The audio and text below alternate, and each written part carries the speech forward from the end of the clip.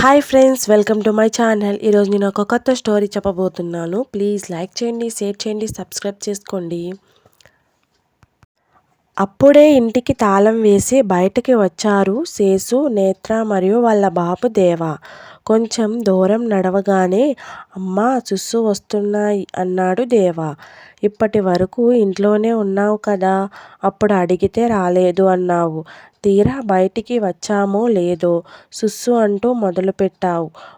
పొయ్యి ఆ చెట్టు వెనక పోసుకో అని అరుస్తుంది నేత్ర. అది అలానే ఇంక 4 తిట్టమ్మా వాడిని, వేలేడంత లేడు వెధవ, రోజూ ఇక్కడే పోస్తాడు సుస్సు. అదేంటో మరి నన్ను చూడగానే పొయ్యాలనిపిస్తుందో ఏంటో వీడికి.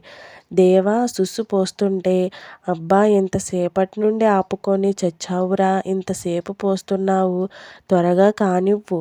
దేవా తన పని ముగించుకొని అటు వెళ్ళాడని కాస్త ఊపిరి పీల్చుకుందో లేదో, ముందు బాబులం మేము మందు బాబులం, మందు కొడితే మాకు మేమే మహారాజులం అని పాట పాడుకుంటూ వచ్చాడు కేశవరాజు.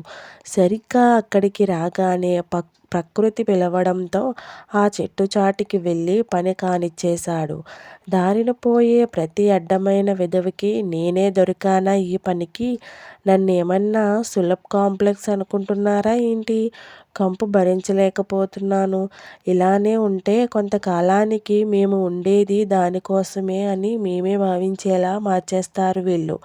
కేశవరాజు అలా వెళ్ళగానే 2 వ్యక్తులు చేతిలో గొడ్డళ్ళు పట్టుకొని వచ్చారు. కింద నుండి పైదాకా చూశారు. అదేంట్రా అలా విచిత్రంగా చూస్తున్నారు? ఎక్కడ ఖాళీ ఉందా పొయ్యడానికనా? మీరెంతసేపు చూసినా మీకు ఒక అంగుళం చోటు కూడా దొరకదు అనుకుంటుండగానే ఆ చేతిలోని గొడ్డలితో నరకడం మొదలుపెట్టారు. అరే ఏంట్రా మీరు చేసే పని? మీకు నేనేమి అన్యాయం చేశాను?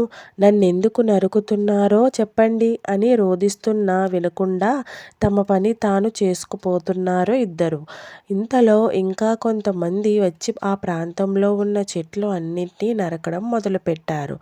అయ్యో ఎందుకు మమ్మల్ని నరికేస్తున్నారు? దయచేసి మమ్మల్ని నరకొద్దు. మేము మీకు ఏ అన్యాయం చేయలేదు సరికదా, మీ జీవనానికి ఆధారమైన ఆక్సిజన్ని మీకు ఇస్తున్నాం. మీ అమ్మ కూడా 9 నెలలు మాత్రమే కడుపులో పెట్టుకుని కాపాడింది. కానీ మేము మీరు బ్రతికి ఉన్నంతకాలం మీతో ఏ సంబంధం లేకపోయినా మీ జీవనానికి అవసరమైన ప్రాణవాయువుని అందిస్తూ మిమ్మల్ని కాపాడుతున్నాం. అయినా ఎందుకు మమ్మల్ని నరికేస్తున్నారు? అంటూ కన్నీరు పెట్టుకున్నాయి. వాళ్ళు అంతే, మారరు. ఎంతైనా మనుషులు కదా. మనలాంటి మూగప్రాణుల బాధ వాళ్ళకి పట్టవు. అన్నం పెట్టిన చేతినే నరకగల సమర్థులు ఇక మనమెంత? మన అవసరం ఉన్నవాళ్ళు మనల్ని వాడుకున్నారు. ఇప్పుడు మన అవసరం లేదని తెలియగానే ఇలా నిర్దాక్షిణ్యంగా నరికేస్తున్నారు. ఇటువంటి వారు కూడా జీవితంలో ఎప్పుడో ఒకప్పుడు తమ స్వార్థం చూసుకుంటారు. కానీ మనం శివుడు హలాహలాన్ని మింగి అమృతాన్ని దేవుళ్లకు ఇచ్చినట్లుగా మనం వీళ్ళు వదిలే కార్బన్ డయాక్సైడ్ అనే విషాన్ని తీసుకొని వాళ్ళు జీవించడానికి అత్యవసరమైన ఆక్సిజన్ని అందిస్తున్నాం.